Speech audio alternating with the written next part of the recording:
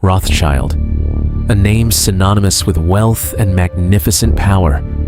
With a taste so refined, it didn't just follow trends, it defined them. Arguably, the most famous European banking dynasty in modern history. Their opulence and influence have become the stuff of legend, not to mention countless sinister conspiracy theories. And in the quiet countryside of Buckinghamshire, they built Waddesdon Manor, a French-style estate filled with priceless art and guarded privacy. But what was really going on inside this house? Chapter 1: Baron's Obsession. At the center of it all was Ferdinand de Rothschild, a man whose taste and vision could rival any monarch. And the origins of their legacy trace back far earlier than Waddesdon. From their beginnings in Frankfurt's Jewish ghetto, the Rothschilds rose from narrow streets to the top of European finance. The five brothers, symbolized by the 5 arrows on their coat of arms, built a network of banks spanning the continent.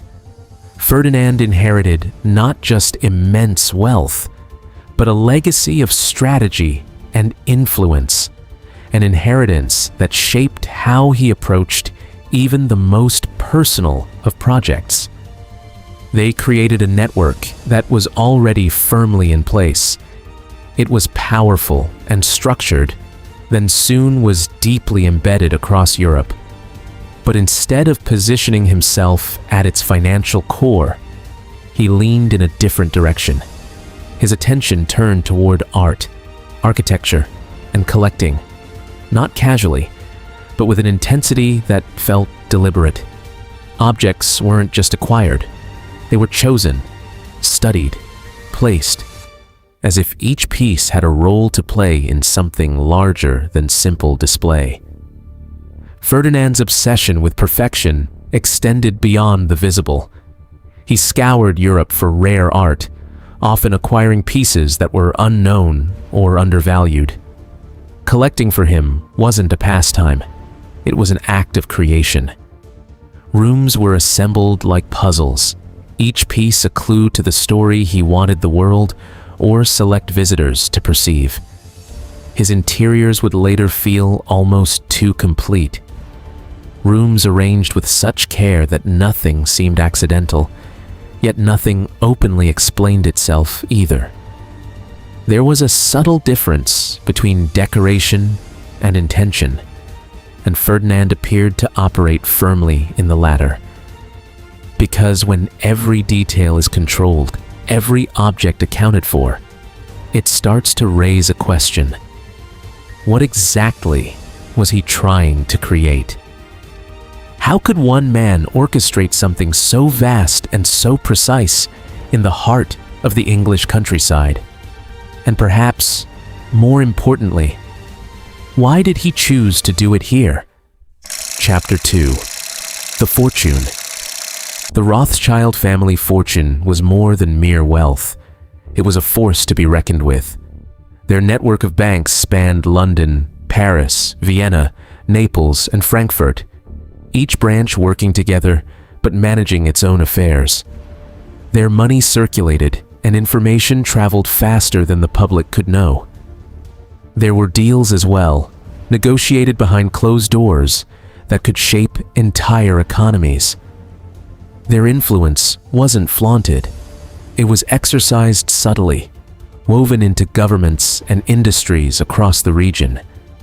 It was a scale of power few could comprehend. Estates like Waddesdon Manor were visible symbols of this reach, but they were only the surface.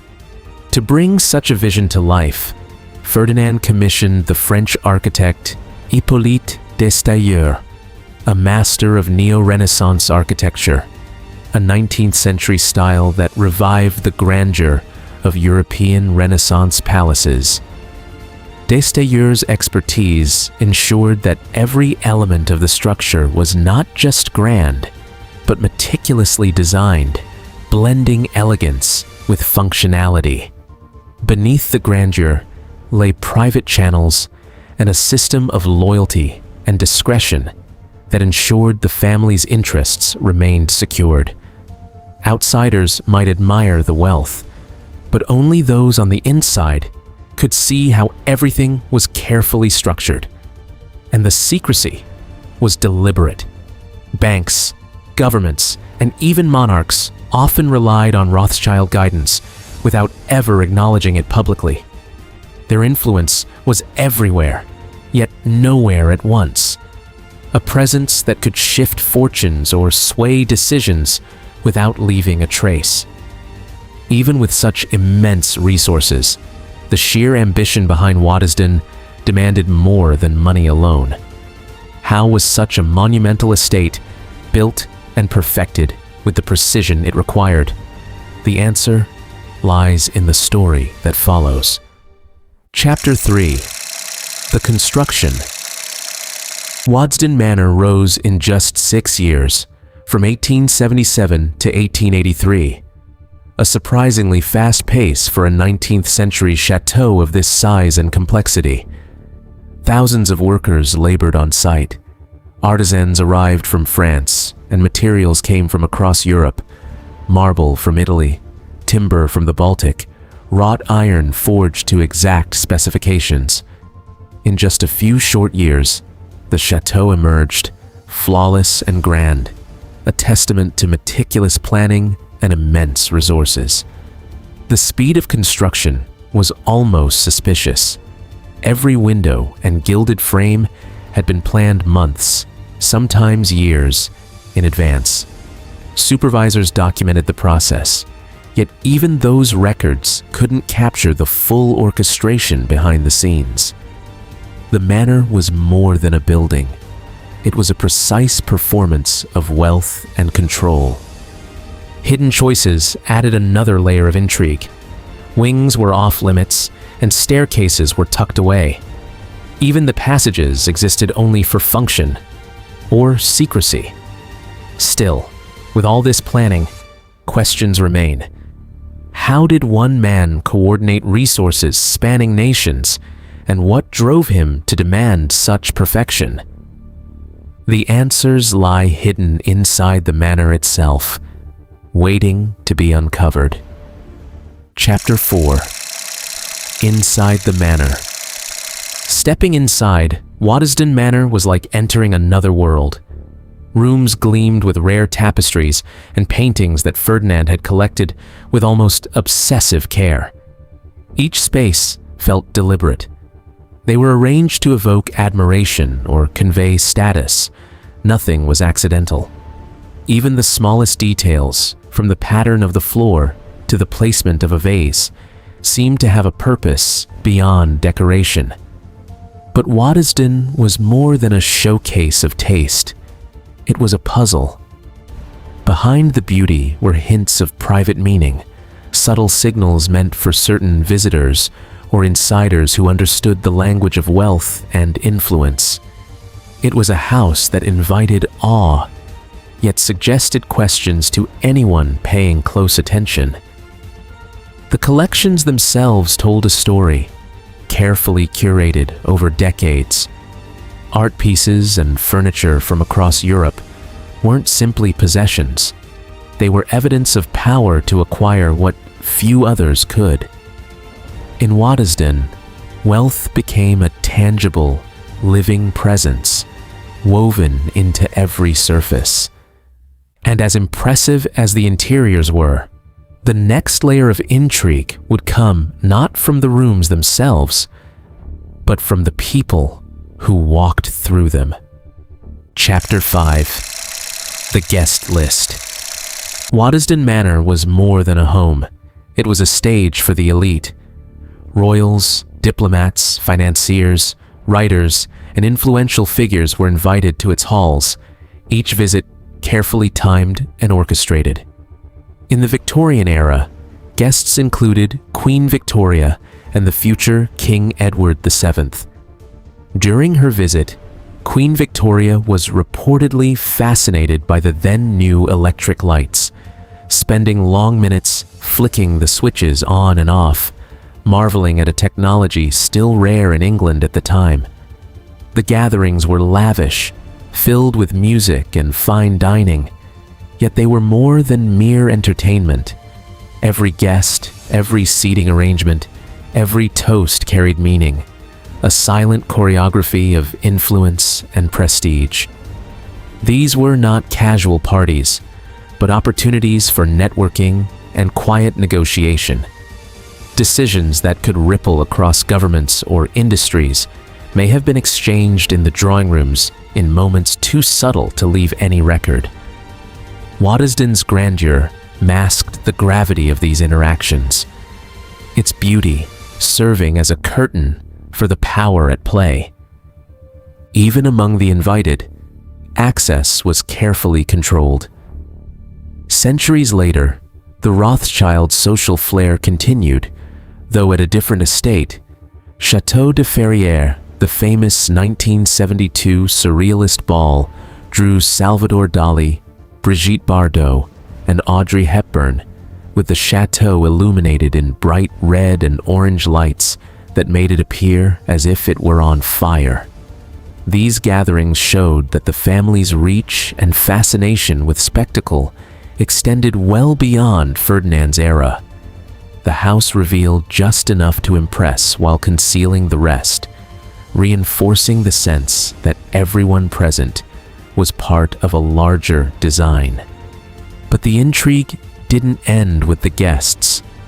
The manor's secrets extended into the private lives of those who lived and worked there.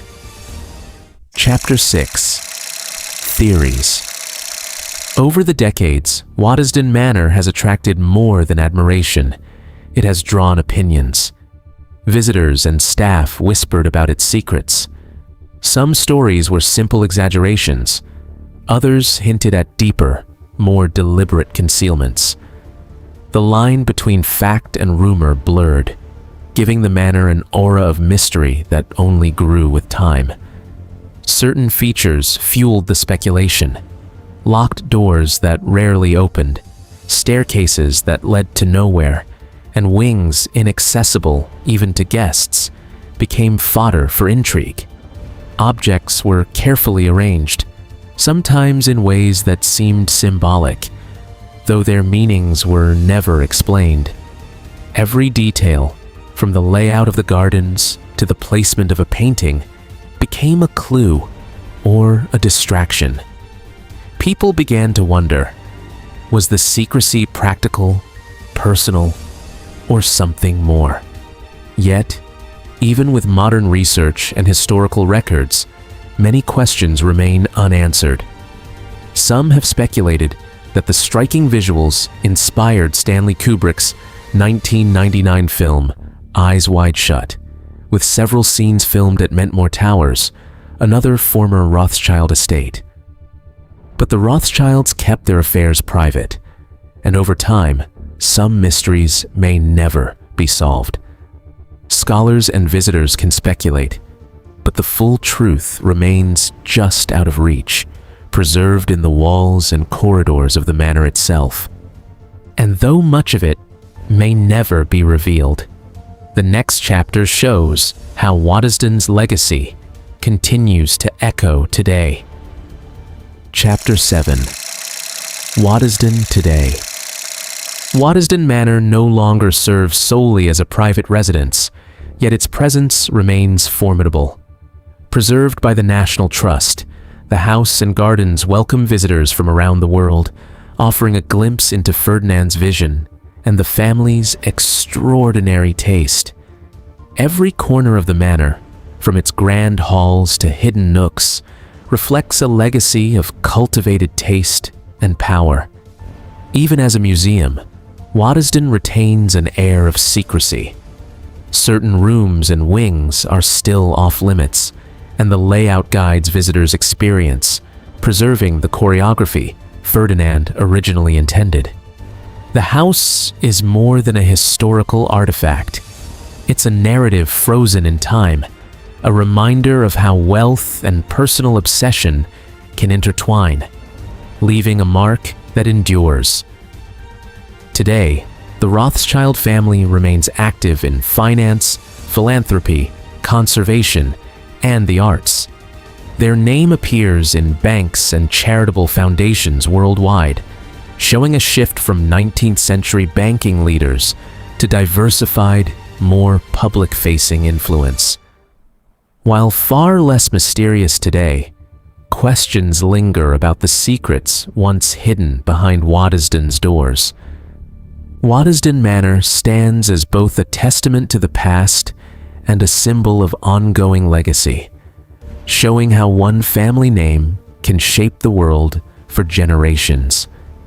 And even now, behind the manor's preserved walls, one wonders what other secrets are still waiting to be discovered. Join me in this next video to uncover even more of the secrets and mysteries